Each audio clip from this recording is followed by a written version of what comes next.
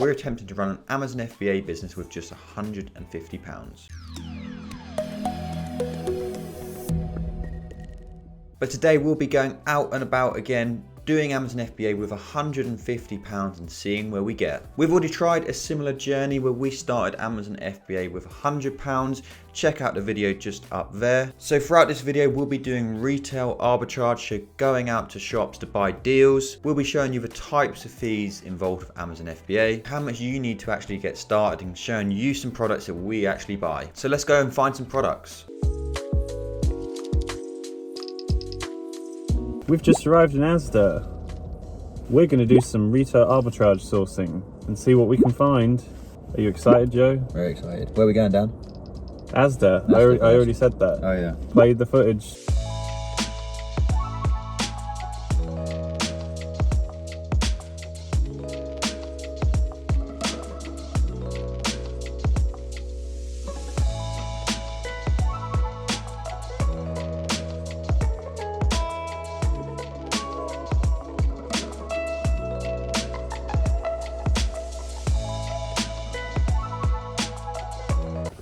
So these are the first products we got. It's these Lily O'Brien's Ultimate Chocolate Collection. We bought these for £4. They were selling on Amazon for £17.99 each. 6 to 29 units a month, so not crazy sales, but it had such an insane profit margin. So this one was 203%, £8.12 per unit profit. Now there was 11 FBA sellers, which is a bit more than we usually like to go for, but because it had such amazing profit and the graph looked good as well, it's quite a stable price, we're happy to go with a bit more competition.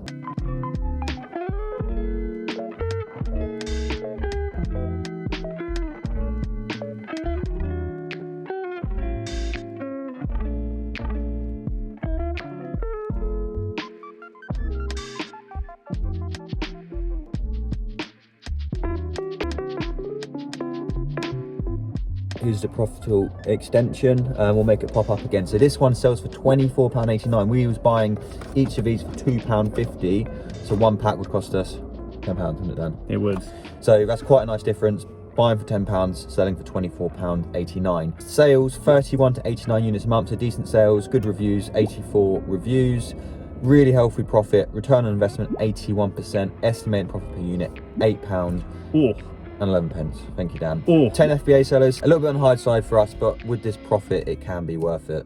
Now, before we do run you through these products from Asda and show you how much we hope they're going to make us, let's take a look at some of the fees involved with Amazon FBA, so you have a better understanding of what to expect before jumping in. There are 5 main fees you're going to come across on your journey. There are some other fees as well, but I'll just be going through the 5 main ones you will be facing on a daily basis. So fee number 1 is the FBA fee. This is the fulfillment by Amazon fee. So this is the fee you pay to Amazon for them basically sending the product to your customer. So when you buy a product, you send it into Amazon's warehouse. Obviously, if you make a sale, it needs to get out to that customer. This is the fulfillment by Amazon fee, so them actually delivering it to your customer and everything else involved. Now, the next fee you'll always pay is the referral fee. So this is sort of like a marketing fee. It's just a fee you pay to Amazon for advertising and selling your product on their platform.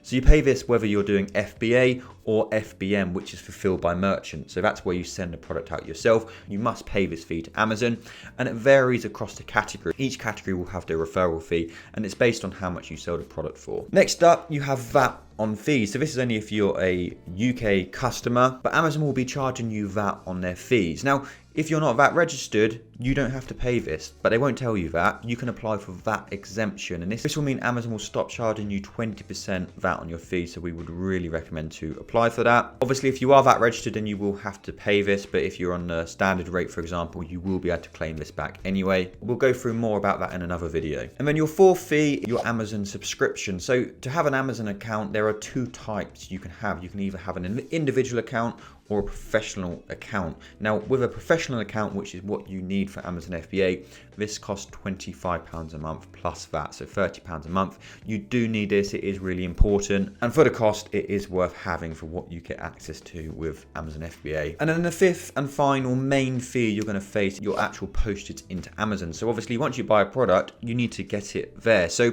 most people will use UPS, which is Amazon's partnered shipping. It is incredibly reasonable. They don't charge much at all, but it is a fee you do have to bear in mind when dealing with Amazon FBA. So the first product we found were these toothpastes. We had to combine 4 of these into one single unit. So we purchased 24 of these in total, which would mean we could have 6 individual units. So the cost for all of these was £60. With the sale price of £24.89, we expect it to bring us back £149 in sales, and the estimated profit was £8.45 per unit. So that would give us a potential profit of around £50.70. Now, obviously, it is likely to be a bit lower than that, but we can only go off the current prices right now. So the next product we found from Asda was these Lily O'Brien chocolate. We purchased 6 of these in total, and it cost us £24. As you can see, selling 6 to 29 units a month, and it was selling on Amazon for £17.99. So a really nice price difference on this one. There was more FBA sellers than we like, 11 FBA, but the thing was with the profit and the ROI, so 203% ROI, meaning £8.12 profit per unit, it was worth going for. So we expect this one to bring us back about £107 in sales, and with our 6 units, about £48.72 in profit. Now, what do we actually use to analyze these products? We can help you out there. We use Profitl. So that is what we do. We are a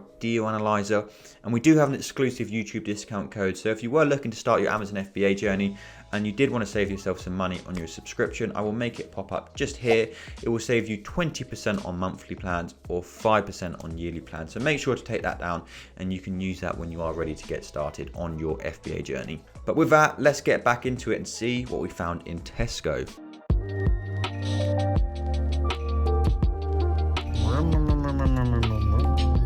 It's very bright in here, isn't it? Yeah, turn the glass off. I can't see. Tesco. We're going there now. We're at Tesco now. Gonna find some deals.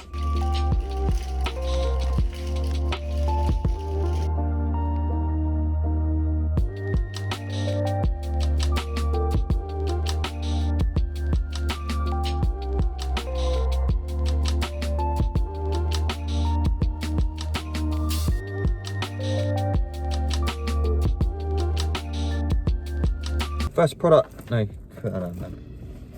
we got 12 of these in total. It's a pack of 2. Yeah, I know. Here's all the data. We'll make it up. We'll make it pop up on screen because you probably can't see it. But pack of 2, we are buying for £6. They're £3 each with a club card. Make sure to get your club cards. Club card accepted. 31 to 59 a month, so not too bad sales. It's selling on Amazon for £12.56, giving us a profit of £2.01, return on investment of 33%. Slightly higher on the FBA seller side, 10 FBA sellers, but we did check through their stock and they didn't have much in stock. So I would imagine all the sellers on here are doing arbitrage, so they should soon sell out. Product 2. So next up we had coffee. It was these, what are they, Dan? Taylors of Harrogate coffee bags. So this was another multi-pack. It's always good to try and find multi-pack deals. We did spend quite a lot of time in the food section, usually obviously being in the supermarket. There's a lot of good deals. People will pay more money for a multi-pack for some reason. Rather than heading down to Tesco or Asda themselves, they will happily pay more money on Amazon. It's just the way it works. So this listing is £11.40, so £1.25 each with a club card, meaning 2 was £2.50. We purchased 14 of these in total. Not huge sales, only 6 to 29 units a month, but it had an amazing return on investment, 166%, £4.16 profit per unit, so really good. Slightly higher FBA sellers, but like we mentioned earlier, with profit this good, return on investment this good, you can go for products with more FBA sellers. Usually our absolute cap would be 15. Ideally we want less than 5 to 10 we will go for. Under sort of 10 to 15 we are a little bit careful of, so we always check the amount of stock our competitors have as well. So next up we have these Lindt chocolate, and these we were purchasing for £1.50. The listing on Amazon was £9.31. We'll make the data pop up on screen like always. Crazy return on investment on this one, 303%, giving us £4.54 profit per unit. So we're spending £1.50 to get £4.54 back, which is quite insane. The best thing about this one is only 3 other FBA sellers. I know, Dan, only 3. So not too much competition at all, so we can be pretty confident we can send these in and get them all sold as well. Would you like a chocolate? The first one we bought in Tesco's were these Bendix chocolates. These was another multi-pack, so it was a pack of 2. So we purchased 12 of these in total, meaning we would have 6 individual units. So we spent £36 on them. So as you can see from the extension, it was selling between 39 to 59 units a month, so decent sales, selling on Amazon for £12.56. So it cost us £6 and return us £12.56. Now this profit wasn't as good as some of the others, only £2.01 and 33% ROI. Now this one did have slightly more FBA sellers than we like, 10 FBA sellers, and the profit wasn't quite as good, so it was only returning us 33% ROI, meaning £2.01, but we thought it was worth still going for. The competitors didn't have too much stock, so they should sell out quite quickly. So a quick breakdown: costs £36 for all of these. We should get back sales of around £75 and a profit of about £12.06. So the next product we found in Tesco were these coffee bags, another multi-pack. It is always worth looking into multi-packs. The reason being they're always so popular on Amazon, and it's really easy to make really good profit